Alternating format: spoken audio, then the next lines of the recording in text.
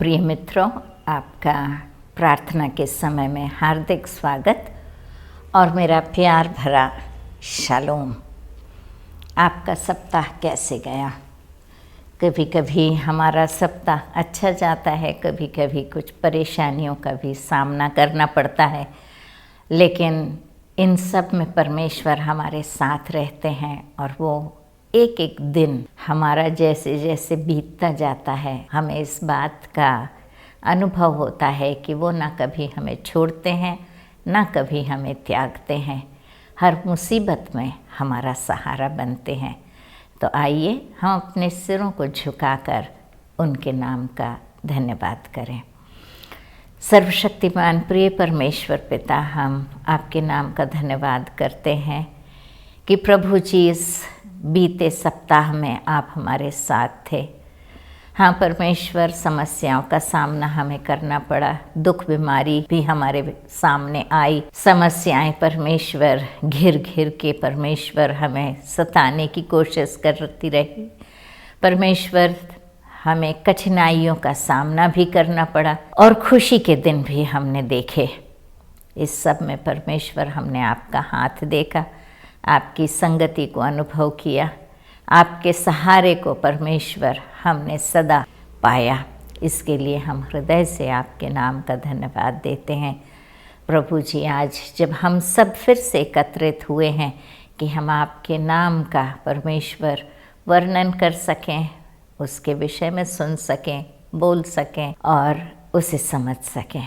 परमेश्वर पिता, हमें अपनी आशीष से परिपूर्ण कर और होने दे कि ये समय शैतान हमारा छूने ना पाए, लेकिन पूर्ण रीति से ध्यानपूर्वक हम तेरे वचन को सुन सकें और दूसरों को भी बता सकें। आशीषों के लिए फिर से एक बार हृदय से धन्यवाद देते हुए प्रभु यीशु मसीह के नाम से प्रार्थना मांगते हैं। सुन और ग्रहण कर। आमीन, आमीन और आमीन। तो मित्रों, पिछले एपिसोड में हमने मुक्ति के बारे में सुनना शुरू किया था और हमने उस बढ़ई की कहानी, उस छोटे से बच्चे की कहानी सुनी थी जिसका पिता बढ़ई था और उसने कैसे उसे नाव बना के दिया था और वो नाव नदी में बह गई थी और एक दुकानदार को मिली और उस दुकानदार ने उसे वापस करने से मना कर दिया और कहा कि तुम्हें इसका दाम चुकाना पड़ेगा। और कैसे बढ़ई ने मेहनत करके पैसा जमा किया और उसका मुंह बोला दाम दे के उस नाव को वापस लिया और अपने बेटे के हवाले किया। हाँ मित्रों, उसी प्रकार से हमने भी अपना अधिकार शैतान को खो दिया था। परमेश्वर की आज्ञा का उल्लंघन करके हमारा अधिकार छूट गया था हमसे और हम शैतान के दास बन गए थे और वो हम पर प्रभुता करने का अधिकार उसने पा लिया था। और परमेश्वर ने सृष्टि के पहले से, उसकी उत्पत्ति होने के पहले से हमारे लिए एक मेमने को तैयार किया था जो हमारे लिए वध किया जाएगा और हमें मुक्ति दिलाएगा। और हमने पिछले हफ्ते देखा था कैसे एक कुंवारी पुत्र को जनेगी, उसका नाम इमैनुअल रखा जाएगा और वो परमेश्वर हमारे बीच में है, उसका अर्थ होगा। और ये हमने देखा था कि यशायाह नबी जो 700 साल से ज़्यादा पहले समय में थे, उन्होंने ये भविष्यवाणी की थी और वो भविष्यवाणी 700 साल बाद मत्ती रचित सुसमाचार में से हमने पढ़ी थी कि वो पूरी हुई। आज हम और थोड़ी भविष्यवाणी को देखेंगे क्योंकि इससे हमें पता पड़ता है कि प्रभु यीशु मसीह का जन्म जो हुआ था वो परमेश्वर की ओर से था। और हम इस प्रश्न को भी जांच रहे हैं कि यदि हम प्रार्थना करते हैं तो हमें प्रभु यीशु मसीह के नाम से प्रार्थना करना चाहिए और हमें जवाब मिलेगा।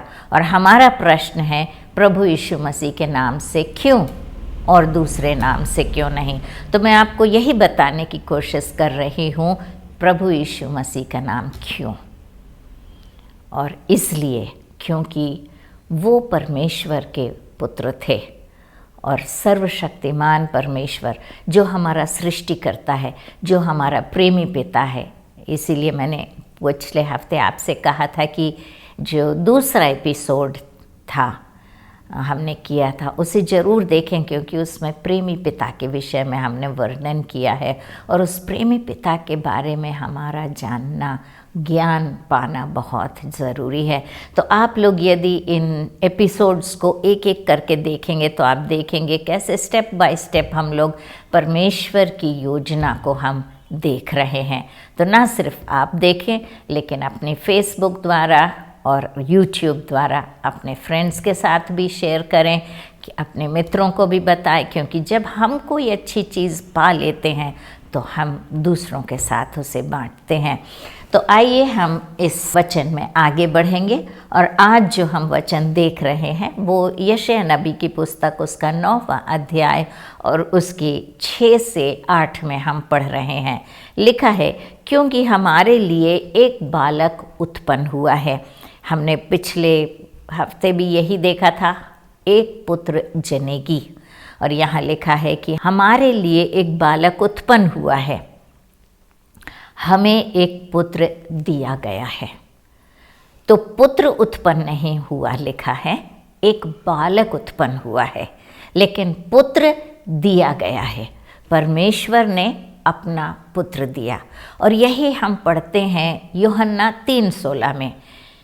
परमेश्वर ने जगत से ऐसा प्रेम किया कि उसने अपना एकलौता पुत्र दे दिया, ताकि जो कोई उस पर विश्वास करे वो नाश न हो परंतु अनंत जीवन पाए। परमेश्वर ने अपना पुत्र दिया। पुत्र पैदा नहीं हुआ, बालक पैदा हुआ, लेकिन परमेश्वर ने अपना पुत्र हमारे लिए दिया। तो फिर से उसे देखेंगे, क्योंकि हमारे लिए एक बालक उत्पन्न हुआ और हमें एक पुत्र दिया गया है, और प्रभुता उसके कांधे पर होगी, और उसका नाम, पिछले हफ्ते हमने देखा था, उसका नाम यीशु रखा जाएगा और उसका नाम इमैनुअल रखा जाएगा। यीशु का मतलब है वो अपने लोगों का उद्धार करेगा। इमैनुअल का मतलब है परमेश्वर हमारे बीच में है। अब हम उसका और नाम जो प्रभु यीशु मसीह को दिए गए उसे देखते हैं। उसका नाम रखा जाएगा अद्भुत, युक्ति करने वाला, पराक्रमी परमेश्वर, अनंत काल का पिता और शांति का राजकुमार। यदि कोई प्रभु यीशु मसीह कोई एक भविष्य वक्ता होते या कोई महान सेवक होते तो इस प्रकार के नाम परमेश्वर उन्हें नहीं देता, उनके माता पिता उन्हें नाम देते। लेकिन यहाँ पर परमेश्वर नाम दे रहा है, और वो नाम भी, उसका मतलब हम देखेंगे तो अपने लोगों का उद्धार करने वाला परमेश्वर हमारे बीच में। यहाँ पर है अद्भुत। इंसान अद्भुत नहीं होता, परमेश्वर अद्भुत होता है। युक्ति करने वाला, इंग्लिश में है वंडरफुल काउंसलर, काउंसिल देने वाला, सलाह देने वाला, युक्ति देने वाला। पराक्रमी परमेश्वर, कौन ये नाम धारण कर सकता है? सिर्फ परमेश्वर।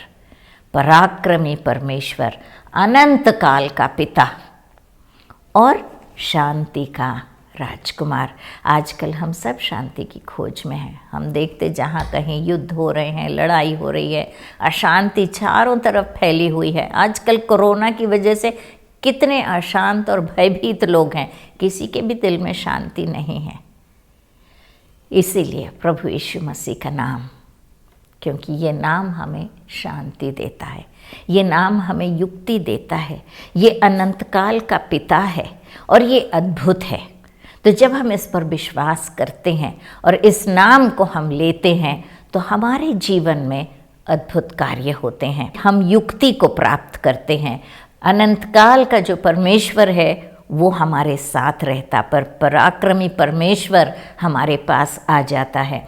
अनंत काल का जो पिता है वो हमारा पिता बन जाता है, और शांति का राजकुमार वो हमारा उद्धारकर्ता बन जाता है। आगे चल के जब हम देखते हैं तो लिखा है, दाऊद की राजगद्दी पर इस समय से लेकर सर्वदा के लिए न्याय और धर्म के द्वारा स्थिर किए और संभाले रहेगा। तो परमेश्वर ने उसे कहा, पहले से ही ये भविष्यवाणी हुई थी कि दाऊद की संतान कहलाया जाएगा। परमेश्वर का पुत्र यीशु मसीह जब इस दुनिया में आएगा तो दाऊद की संतान कहलाया जाएगा। दाऊद जो एक महान राजा था बाइबल में, और उसी की वंशावली में से प्रभु यीशु मसीह का जन्म होगा लिखा था। और यहाँ हम देखते हैं कि दाऊद के न्याय और धर्म के द्वारा स्थिर किए और संभाले रहेगा, और सेनाओं के यहोवा की धुन के द्वारा यह किया जाएगा। तो ये परमेश्वर की ओर से ये कार्य पूरा होगा। फिर हम देखते हैं कि प्रभु ने याकूब के पास एक संदेशा भेजा और वह इज़राइल पर प्रकट हुआ, और इंग्लिश में है गॉड सेंट अ वर्ड। परमेश्वर ने एक वचन भेजा, और यहाँ पर लिखा है संदेशा भेजा। और यहाँ हम देखते हैं यूहन्ना रचित सुसमाचार उसका 1 अध्याय और उसकी 14वीं आयत में, और वचन देहधारी हुआ और अनुग्रह और सच्चाई से परिपूर्ण होकर हमारे बीच में डेरा किया, और हमने उसकी ऐसी महिमा देखी जैसे पिता के इकलौते की महिमा। तो जो परमेश्वर ने पुराने नियम में 700 साल जो भविष्यवाणी की गई थी, वो हम यहाँ पूरी होती हुई देखते हैं कि 700 साल बाद कोई बात पूरी होना एक असंभव सी बात है, या कोई भी घटना घटने के पहले 700 साल पहले उसके विषय में बताना सिर्फ परमेश्वर के ही हाथ में है। तो यहाँ पर हम परमेश्वर की वाणी को पूरा होते हुए देखते हैं कि परमेश्वर ने एक वचन भेजा और वह इज़राइल पर प्रकट हुआ। लिखा है कि ये वचन देहधारी हुआ, उसने एक शरीर का धारण किया, और शरीर का धारण करके अनुग्रह और सच्चाई से परिपूर्ण होकर हमारे बीच में डेरा किया। इमैनुअल का मतलब परमेश्वर हमारे बीच में। और यहाँ लिखा है कि वो सच्चाई, हम सब सच्चाई की खोज में हैं, और ये सच्चाई, ये सत्य प्रभु यीशु मसीह में पाया जाता है। और ये परमेश्वर का इकलौता पुत्र अपनी महिमा में हमारे बीच में आया और उसने हमारे बीच में डेरा किया। फिर हम और एक वचन देखते हैं, और ये जो वचन हम देखते हैं ये प्रभु यीशु मसीह के विषय में नहीं है। मैं शैतान के बारे में आपसे बात कर रही हूँ, तो ये आखिर शैतान है कौन? ये जो सर्प के अंदर जिसने प्रवेश करके और हवा को बहकाया था, क्यों बहकाया था? इसकी परमेश्वर से क्या दुश्मनी थी? इसका आरंभ कहाँ से हुआ? और ये क्यों परमेश्वर के विरोध में काम कर रहा है? तो हम उसे फिर से यशायाह नबी की पुस्तक में ही पढ़ते हैं, जो 700 साल पहले जो यशायाह ने ये अपनी पुस्तक में लिखा था। ये उसकी 14वीं अध्याय और उसके 12 से 17 में पाया जाता है। और यहाँ लिखा है, हे भोर के चमकने वाले तारे, तू कैसे आकाश से गिर पड़ा है। तो शैतान के बारे में लिखा है भोर के चमकने वाले तारे। शैतान जो था उसका नाम लूसीफर था, और वो एक स्वर्गदूत था। और ये स्वर्गदूत जो था वो बाकी स्वर्गदूतों को परमेश्वर की स्तुति आराधना करने में उनकी मदद करता था और नेतृत्व करता था। एक नायक था या एक लीडर था स्वर्ग में, और इसीलिए उसे कहा गया है भोर के चमकने वाले तारे, तू कैसे आकाश से गिर पड़ा? क्योंकि तेरा तो निवास स्थान आकाश में परमेश्वर के साथ था, तू कैसे गिर पड़ा? तू जो जाति जाति को हरा देता था, तू अब कैसे काट कर भूमि पर गिराया गया है? तो जाति जाति के लोगों को हरा देता था, शक्तिशाली था। और यहाँ पर भविष्यवक्ता पूछते हैं कि तू खुद कैसे कटकर नीचे गिर गया है? तू मन में कहता तो था, मैं स्वर्ग पर चढ़ूंगा, मैं अपने सिंहासन को ईश्वर के तारागण से अधिक ऊंचा करूंगा और उत्तर दिशा की छोर पर सभा के पर्वत पर विराजूंगा। तो शैतान के मन में क्या इच्छा पैदा हुई थी कि वो परमेश्वर के तारागण से और ऊपर अपने सिंहासन को स्थापित करके परमेश्वर के समान बन जाएगा। प्रिय मित्रों, इस बात का ध्यान दें, हम परमेश्वर की जगह लेने की कोशिश ना करें। परमेश्वर केवल एक है, दुनिया का सृष्टिकर्ता केवल एक है, उसके सिवा और कोई नहीं है।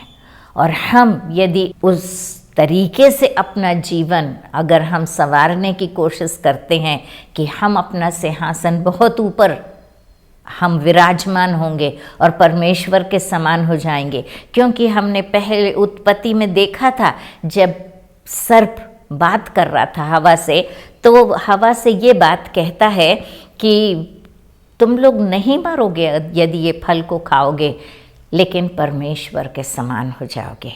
यही इच्छा उसकी थी कि मैं परमेश्वर के समान बन जाऊंगा, और इसी इच्छा को वो इंसान में उसने डाला और इंसान ने उस बात को मान लिया और उस गलत काम को उसने किया। तो यहाँ पर हम देखते हैं शैतान जो है उसने ईश्वर बनने की कोशिश की। तो कोई ईश्वर की जगह लेने की कोशिश ना करे, कोई अपनी पूजा ना करवाए, कोई अपनी आराधना ना करवाए कि मैं महान हूँ तो मेरी पूजा करो, तो मेरी आराधना करो, मैं सबसे ऊपर। मनुष्य, हर मनुष्य एक बराबर है। परमेश्वर की नज़रों में कोई ऊंच नीच नहीं है। चाहे हम विद्वान हों, चाहे हम प्रचारक हों, चाहे हम कोई भी क्यों ना हो, कितने ही ऊंची पदवी हमने क्यों ना हासिल कर ली हो, हम परमेश्वर की बराबरी करने की कोशिश ना करें और हम कर भी नहीं सकते, नहीं तो हम गिराए जाएंगे। क्योंकि लिखा है कि परमेश्वर ने उसे ऊपर से गिराया। मैं मेघों से भी ऊंचे ऊंचे स्थानों के ऊपर चढ़ूंगा, मैं परम प्रधान के तुल्य हो जाऊंगा। देखिए, परम प्रधान के तुल्य हो जाऊंगा, उसके बराबर हो जाऊंगा, उसके समान हो जाऊंगा। तो कोई भी अपना नाम परमेश्वर के नाम से ऐसा ना जोड़े कि वो परमेश्वर के तुल्य उसका नाम लिया जाए। नहीं, हम इंसान हैं और इंसान बन के ही रहना सीखें। परंतु तू अधोलोक में उस गड्ढे की तह तक उतारा जाएगा। तो यदि हम ऊपर चढ़ने की कोशिश करेंगे, ज़्यादा ऊपर चढ़ने की कोशिश करेंगे, तो लिखा है कि अधोलोक के गड्ढे की तह तक हम पहुंचा दिए जाएंगे। जो तुझे देखेंगे तुझको ताकते हुए तेरे विषय में सोच सोच कर कहेंगे। तो जो भी शैतान को देखेगा वो सोच कर इस प्रकार कहेगा, क्या यह वही पुरुष है जो पृथ्वी को चैन से रहने ना देता था और राज्य राज्य में घबराहट डाल देता था। तो आपको मालूम पड़ रहा है क्या कि राज्य राज्य में लड़ाई क्यों हो रही है? ये शैतान के कारण हो रही है। जो अशांति दुनिया में फैली हुई है, हाँ, इंसान कर रहे हैं लड़ाई झगड़ा, बॉम्ब्स फेंकना, मिसाइल्स का इस्तेमाल करना, एक दूसरे को नाश करना, ये सब चीज़ें इंसान कर रहा है। लेकिन इंसान के मन में ये बुरे विचार कौन डालता है? उसे कौन इस प्रकार से उस्काता है? लिखा है कि जो तुझे देखेंगे वो कहेंगे, क्या यह वही पुरुष है जो पृथ्वी को चैन से रहने ना देता था और राज्य में घबराहट डाल देता था, जो जगत को जंगल बनाता और उसके नगरों को ढा देता था और अपने बंदियों को घर जाने नहीं देता था। आप सावधान रहें, मुझे सावधान रहने की ज़रूरत है। हम शैतान से मेल मिलाप कर लेते हैं और जो भी शैतान कहता है हम उसके कहे अनुसार सुनते हैं। लड़ाई झगड़े की फसाद शैतान है और वो हमें इस्तेमाल करता है। भाई को भाई से लड़ाता है, बहन को बहन से लड़ाता है, माँ बाप को बच्चों से लड़ाता है, पति को पत्नी से, पत्नी को पति से लड़ाता है। इस प्रकार से भेदभाव उत्पन्न करता है, ऊंच नीच जाति कर देता है, कोई ऊंचा कोई नीचा, कोई गरीब कोई अमीर, इस प्रकार से वो हमारे बीच में भेदभाव लाता है। शांति दाता जो हमने इसके पहले पढ़ा था कि प्रभु यीशु मसीह शांति का राजकुमार है, उस शांति को शैतान भंग करने की कोशिश करता रहता है और वो नगरों को ढा देता है और अपने बंदियों को घर जाने नहीं देता। शैतान जब हमारे ऊपर कब्जा कर लेता है तो वो हमें बेघर कर देता है, जैसे आदम और हवा को उसने बेघर कर दिया था। आदम और हवा एक सुंदर बगीचे में अदन की बारी में रहते थे। वो उनका घर था, बहुत सुंदर घर था, बाग बगीचे, फूल फल, जानवर, इतना सुंदर माहौल। और इन सब से बढ़कर शाम को परमेश्वर उनके बीच में आता था, उनके साथ संगति करता था, परमेश्वर के साथ उनका एक सुंदर संबंध था। इतना सुंदर घर, इतनी सुंदर उनकी घर गृहस्थी थी, उसे उसने तहस नहस करके छोड़ दिया था। यहाँ तक कि उन्हें उस बारी से बाहर निकाला गया, उन्हें घर जाने नहीं देता, बेघर कर देता है। शैतान हमें अपने परिवार से अलग कर देता है, हम खुद अपने परिवार के सदस्यों से बैर करने लगते हैं, अलग हो जाते हैं। ये शैतान की करतूत है, हम उसे समझ नहीं पाते और हम अपने आप को उसके हवाले कर देते हैं। इस प्रकार से हम देखते हैं कि शैतान जो है वो बुराई का करता है, परमेश्वर भलाई का करता है। परमेश्वर बनाने वाला है, शैतान बिगाड़ने वाला है। परमेश्वर बचाने वाला है, शैतान मारने वाला है। परमेश्वर शांति चाहता है, शैतान अशांति फैलाता है। परमेश्वर मेल मिलाप चाहता है, शैतान जो है हमें अलग करने की कोशिश करता है।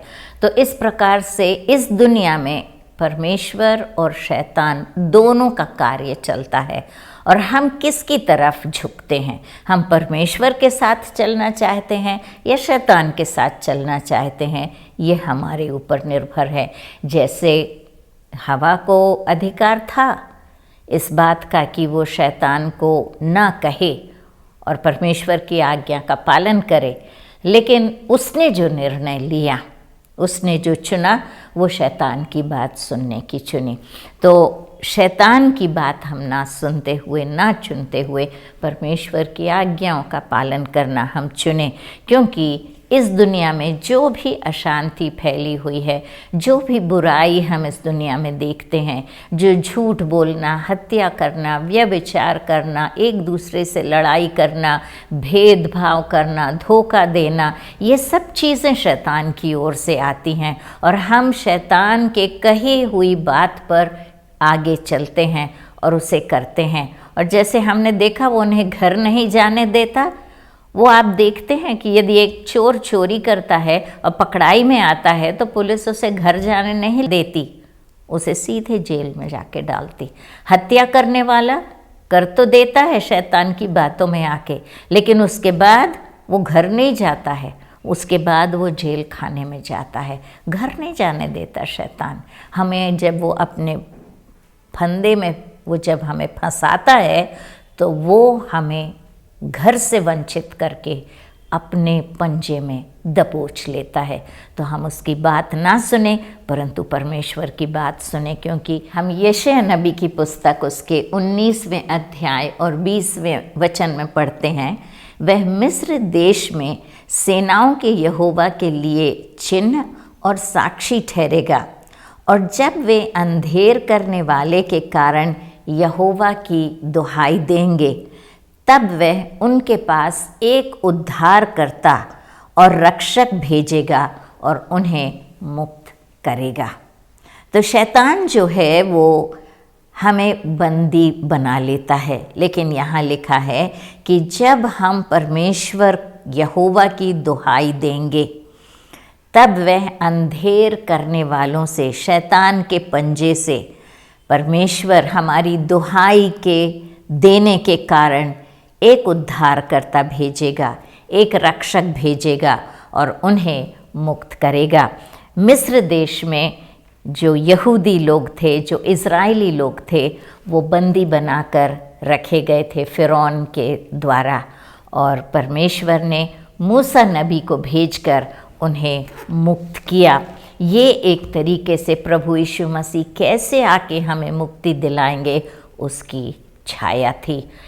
इसलिए हम इस बात का ध्यान रखें कि प्रभु यीशु मसीह हमारा मुक्तिदाता है, वो हमारी प्रार्थना का जवाब देने हारा परमेश्वर है, वो हमारा रक्षक है और वो हमें छुड़ौती देता है। आइए हम प्रार्थना करें। परम प्रधान परमेश्वर, हम आपके नाम का धन्यवाद देते हैं क्योंकि प्रभु जी शैतान कितनी कोशिश क्यों ना करे, वो कभी भी परमेश्वर आपसे जीत नहीं सकता। और परमेश्वर पिता, जब हम आपके हाथ में आ जाते हैं तो वो हमें आपके हाथ से छुड़ा नहीं सकता। परमेश्वर पिता, हम धन्यवाद देते हैं कि आपने हमें उसके हाथ में बंधी बने हुए रहने के लिए छोड़ नहीं दिया, लेकिन अपने पुत्र प्रभु यीशु मसीह को हमारे लिए दिया, ताकि जब हम उस पर विश्वास करें तो हम नाश न हों परंतु अनंत जीवन पाएं और हम शैतान की हर शक्ति पर विजय प्राप्त करते हुए बुराई के मार्ग को छोड़कर भलाई के मार्ग में चल सकें। आज हम परमेश्वर पिता हमारे सारे मित्रों को आपके हाथ में सौंपते हैं और विनती करते हैं कि आप एक एक को अपने नेक और मजबूत हाथ से छू लेंगे। परमेश्वर, उनकी हर कठिनाई में आप उनका सहारा बनेंगे, उनकी मदद और रखवाली करेंगे। हर बीमारी को प्रभु यीशु मसीह के नाम से हम डांटते बांधते आज्ञा देते हैं, एक एक को छोड़कर निकल जाए और आपकी आत्मा का कार्य एक एक के दिल में हो। प्रभु जी, आप हमारे हृदय में आइए, हमारे पापों को धो दीजिए, हमें सही रास्ते पे चलने की शक्ति दीजिए। और हम धन्यवाद देते हैं कि प्रभु यीशु मसीह हमारे छुटकारे के लिए इस दुनिया में आए, मुक्तिदाता बनके। हम उनके विषय में और जानने के लिए उत्सुक हैं।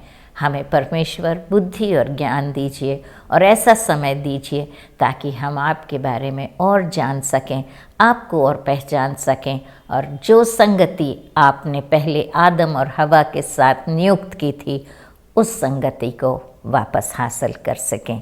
प्रभु यीशु मसीह के नाम से हम ये प्रार्थना मांगते हैं, सुन और ग्रहण कर। आमीन, आमीन और आमीन। आप सबको जय मसीह की। God bless you.